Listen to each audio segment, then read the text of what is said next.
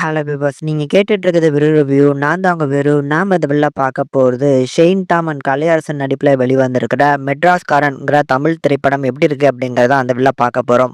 இந்த படத்த வாலி மோகன்தாஸ் அப்படிங்கிறவரு எழுதி இயக்கியிருக்கிறாரு. ஒரு ஆக்ஷன் மூவியா இந்த படத்த பிரசன்ட் பண்ணியிருக்காரு. எப்படி வந்திருக்குங்கிறத பார்க்கலாம். படத்தோட கதை என்ன அப்படின்னா, ஷெயின் டாம் சென்னையில ஒரு பொண்ண காதலிக்கிறாரு. அந்த பொண்ணோட இவங்களுக்கு கூடிய சீக்கிரத்திலே கல்யாணம் நிச்சயம் ஆயிருச்சு. இந்த கல்யாணத்த அவரோட சொந்த ஊரான புதுக்கோட்டையில நடத்தணும் அப்படிங்கிற பிளான் பண்ணியிருக்கிறாரு. இதுக்காக புதுக்கோட்டைக்கு வரக்கூடிய நம்ம ஷெயின் டாமும் அங்க இந்த கல்யாணத்துக்கான ஒரு விஷயத்துக்கு வெளியில அலைவாரு பார்த்தீங்களா? அப்பம்போது தான் நம்ம கலையரசன எதர்ச்சியா ஒரு ஆக்சிடென்ட் மூலமா மீட் பண்றாரு.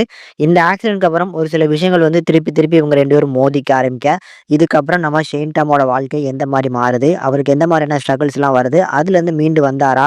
இப்படி அடுத்தடுத்து வரக்கூடிய பிரச்சனைகள்ல நம்ம ஷெயின் டாம் எப்படி ஃபேஸ் பண்ணாரு? அப்படிங்கிறது தான் இந்த படத்தோட கதைக்களம். இந்த படம் டோட்டலா ஒரு 2 மணி நேரம் டியூரேஷனுக்குள்ள இந்த படம் அடங்குது. அதுல சூப்பரான நரேஷன் குடுத்திருக்காரு படத்தோட டைரக்டர். ஸ்க்ரீன் பிளே வைஸ் பார்த்தீங்கன்னா, கலையரசனும் ஷெயின் டாமும் ஒரு ஆக்சிடென்ட்ல மீட் பண்ணிக்கிறாங்கன்னு சொன்னேன்ல, அந்த இடத்துல தான் படம் பார்த்தீங்கன்னா, ஸ்க்ரீன் பிளே செம்மையா பிக்கப் ஆவுது. அதுலேருந்து படத்துல அடுத்தடுத்து வரக்கூடிய ஆக்ஷன் சீக்வென்ஸ், அந்த ஆக்ஷன் சீக்வென்ஸ்ல இருக்கக்கூடிய கோரியோகிராஃபிக் எல்லாமே அருமையா பண்ணியிருந்தாங்க. பெர்ஃபார்மன்ஸ்ல கலையரசன், நம்ம ஷெயின் டாம் இவங்களோட பெர்ஃபார்மன்ஸ் பேலன்சிங்கா இருந்துச்சு. ஆனா என்ன கேட்டா கலையரசன் அதை விட எக்ஸ்ட்ரானரியான ஒரு பெர்ஃபார்மன்ஸ கண்டிப்பா குடுத்திருக்காரு அப்படிங்கிறது என்னோட பெர்சனல் ஒப்பீனியன்.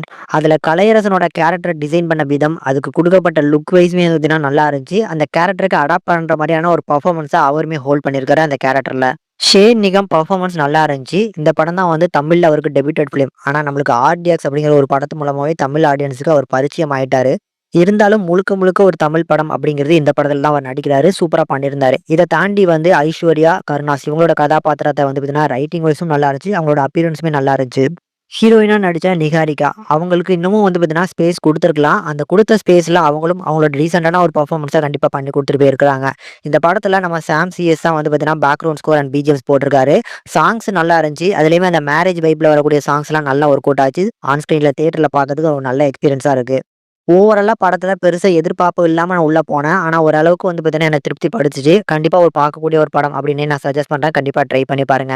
உங்களுக்கு இந்த படம் எப்படி ஒர்க் அவுட் ஆச்சு? ஒர்க் அவுட் ஆச்சா இல்லையா? அப்படிங்கிறத கமெண்ட்ல லீவ் பண்ணுங்க. இந்த படத்துக்கு நம்ம சேனல்ல குடுக்கக்கூடிய ரேட்டிங் 5க்கு 3 வரைக்கும் ரேஷியோ குடுத்துருக்கோம். உங்களோட ரேட்டிங் என்ன அப்படின்னு மறக்காம கமெண்ட் செக்ஷன்ல கமெண்ட் பண்ணுங்க. இந்த வீடியோ பிடிச்சிருந்தா மறக்காம லைக் பண்ணி, ஷேர் பண்ணி சப்போர்ட் பண்ணுங்க.